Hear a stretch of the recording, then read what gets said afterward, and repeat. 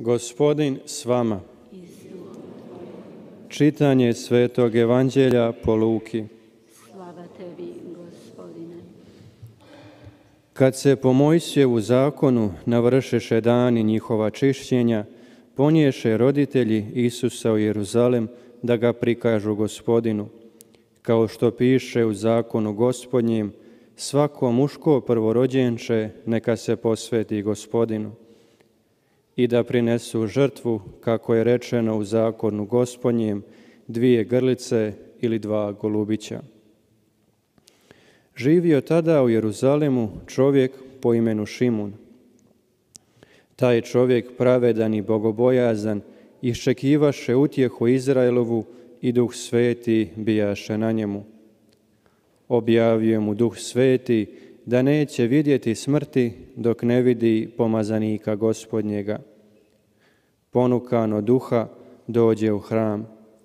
I kad roditelji uniješe dijete Isusa da obave što njemu propisuje zakon, primi ga on u naručje, blagoslovi Boga i reče: Sad otpuštaš slugu svojega Gospodaru po riječi svojoj u miru. Ta vidješe oči moje spasenje tvoje, koje si pripravio pred licem svih naroda. Svjetlost na prosvjetljenje naroda, slavu puka svoga izraelskoga. Otac njegov i majka divili se što se to o njemu govori. Šimun ih blagoslovi i reče Mariji, majci njegovoj: Ovaj je evo postavljen na propast i uzdignuće mnogima u Izraelu i za znak osporavan. A i tebi će samoj mač probosti dušu, da se razotkriju namisli mnogih srdaca.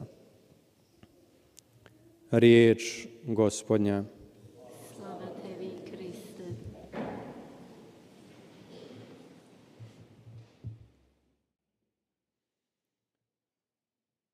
Do neba je, Gospodine, dobrota Tvoja, do oblaka vjernost Tvoja. 주님, 당신의 영광이 Tim se riječima, draga braćo i sestre, 하늘을 닫고 있사옵니다. 36. psalmu opisuje 구름을 넘어서고 있습니다. 이것은 주님의 신의와 주님의 영광을 노래하고 있습니다. karakteristike Boga, 성서에 드러나는 하나님의 충실함을 보여주고 있습니다. 하나님께서는 항상 당신의 약속에 신의를 지키시는 분이십니다. stalnoj čovjekovoj nevjeri i kolebljivosti. 인간의 신의에 좌우되는 분이 아닙니다. 이스라엘 백성들은 하나님과의 계약을 제대로 지키지 않습니다. 그리고 하나님을 멀리합니다. 그럼에도 불구하고 하나님께서는 아버지로서 그들을 기다리고 그들이 돌아올 때 아버지의 마음으로 환영하십니다. Božije vjernosti, odnosno čovjekove nevjere, se očituje 이런 성서적인 모습, 하나님의 신의를 지키는 모습, da nije nimalo lako 또 사람의 신의를 지키지 않는 이러한 모습은 지금까지 드러나고 있습니다. 지금까지도 je teško 신의를 지킨다는 것은 쉽지 않다는 것을 보여줍니다. 특히 우리가 살고 있는 이 시대, to zahtjeva neprestani napor, 신의를 지키는 것, 충실하다라고 하는 것은 매우 어렵다는 것을 서로가 다 알고 있습니다. 특별히 삶의 어떤 이상형을 충실히 지킨다는 것은 쉽지가 않아서 정말 노력하고 애쓰고 투쟁하지 않으면 안 됩니다. 예를 들어서 누군가 어떤 사람에게 신의를 지킨다는 것, 쉽지가 않습니다. 이것을 지켜야만 매일 조금씩 잘하고 앞으로 나갈 수 있는 것입니다. 잠깐이라도 잘못할 때 우리가 그동안 해왔던 모든 것들, 몇 년 동안 해왔던 모든 것들을 잃을 수 있습니다. 그래서 이 신의라고 하는 것은 너무나 중요합니다. 늘 신의를 지키고 신용을 지키는 것입니다. 그래서 다른 사람들로부터 저 사람은 믿을 만한 사람이라는 소리를 들어야 합니다. 오늘 복음에 등장하는 시메온, 그는 의로운 사람이었고 하나님께 신의를 지키는 사람이었습니다. 오늘 루카 복음사가가 전하는 대로 성령의 감도를 받아서 그는 구세주 메시아를 보기 전에는 절대 죽지 않을 것이라는 것을 알고 있었습니다. u kojoj životnoj dobi 자신의 삶 안에서 이것이 언제 계시되었느냐, 그것은 우리가 알 수 없습니다. 또 그가 시메온이 몇 년 동안 이 메시아를 기다려왔고 언제 이 약속이 그에게 내려졌는지 우리는 아무것도 모릅니다. 단 중요한 것은 그는 그 기간 내내, 기다리는 내내 의롭게 신의를 지키면서 살았습니다. 그리고 드디어 하느님의 그 약속이 실현되는 것을 눈으로 봅니다. 시메온은 충실한 사람이었습니다. 하느님의 그 약속이 완성되는 것을 기다렸습니다. 다른 사람들은 그렇지 않았을지라도 그는 기다렸습니다. 그는 끝까지 굳건하게 신의를 지키는 사람이었습니다. 모두가 놀랄 정도였습니다. 그가 늙은 나이에도 그는 신의를 저버리지 않았습니다. 충실한 사람 시메온이었습니다. 그래서 정말 그 약속이 실현될 것이라는 어떤 희망조차도 없는 순간이었음에도 불구하고 그는 신의를 지켰습니다. 이렇게 성전에 있었던 시메온은 하느님께서 약속해 주신 그것을 굳건하게 믿고 앞으로 나갔습니다. 그가 믿었던 것은 하느님께서 한 번 말씀하시면 절대로 그 말씀을 지키는 분이라는 것을 믿었기 때문입니다. 그렇기 때문에 하느님께서 분명히 어느 날인가 이것을 완성시킬 것이라는 것을 믿고 충실했습니다. 자기 자신을 버릴 수 없었고 부정할 수 없었습니다. 항구했습니다. 하느님께 신의를 지키는 사람, 모든 어려움이 있을지라도 정말 희망이 보이지 않는 것 같을지라도 삶 안에서 분명히 그것을 볼 수 있습니다. 시메온이라는 이름은 성서에서 자주 등장합니다.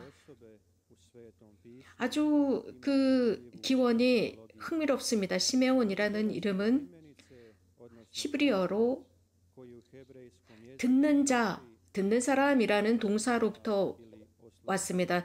듣는 사람의 상태라는 것을 표현하고 있습니다. 이러한 어원은 분명히 한 가지를 설명해주고 있습니다. 시메온의 그 늙은 시메온의 삶도 이런 듣는 경청하는 자의 자세로 살았습니다. 하느님의 약속을 기다렸습니다. 수동적으로 기다린 것이 아니었습니다. 기다리는 기간 내내 그는 하느님의 말씀에 귀 기울였고 섬세했고 주의를 기울였습니다. 하느님을 위해서 일하는 사람이었습니다. 그는 기다리고 또 고대했습니다. 기다리고 고대하고 경청했습니다. 그러면서 의롭게 살았습니다. 또 기다렸습니다. 하느님을 경외하는 상태로 기다렸습니다. 어느 날인가 그는 내적으로 느꼈습니다. 드디어 그는 성전에 가야 한다는 것을 내면적으로 느꼈습니다. 아주 흥미로운 것은 그가 성전으로 갈 때 열렬한 마음으로 도대체 어떤 상태로 갔을까입니다. 그리고 드디어 그는 성전에 들어가서 눈으로 보았습니다. 메시아, 주님께서 오랫동안 기다려왔던 주님 메시아를 만나게 됩니다. 그가 메시아, 휘황찬란한 모습, 성인이 된 어른이 된 그런 모습의 메시아가 아니라 작디 작은 아기 품에 안긴 아기를 보고 실망했을까요? 그 어머니 품에 안겨있는 아기, 연약하고 무능한 그런 아기가 바로 세상의 구원자라는 것. 작디 작은 막 태어난 몇 개월 되지 않은 그 아기를 보고 그는 실망했을까요? 혹은 그 순간 하느님의 그 약속을 의심한 것은 아닐까요? 혹은 그 아기를 보면서 혹시 다른 무엇인가를 기대했던 것은 아닐까요? 늙은 시메온은 이런 질문이나 의심을 갖지 않았습니다. 의구심을 갖지 않았습니다. 하느님 안에 방금 태어난 그 아기 속에 남겨져 있는, 즉 각인되어 하느님을 보았기 때문입니다. 성령께서 그 안에 있었기 때문입니다. 그 연약한 아기 속에 하느님이 계신다는 것을 알았습니다. 그는 평생을 성령과 협력해서 살았기 때문에 하느님의 계획을 의심하지 않았습니다. 그 말씀을 의심하지 않았습니다. 평생을 살아가면서 그는 항구하게 고대하면서 기다리면서 그분의 말씀을 깨달았습니다.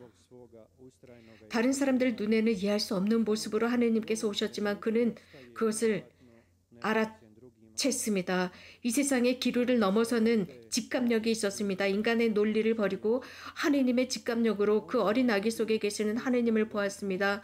메시아를 보았습니다. 하느님의 논리, 작은 아기 속에 그 작은 아기가 세상의 구원자라는 하느님의 논리입니다. 십자나무에서 그 십자나무가 승리의 나무가 된다는 것이 하느님의 논리입니다. 인간의 논리로는 이해할 수 없습니다. 그는 항구하고 신의를 지키는 사람이었습니다.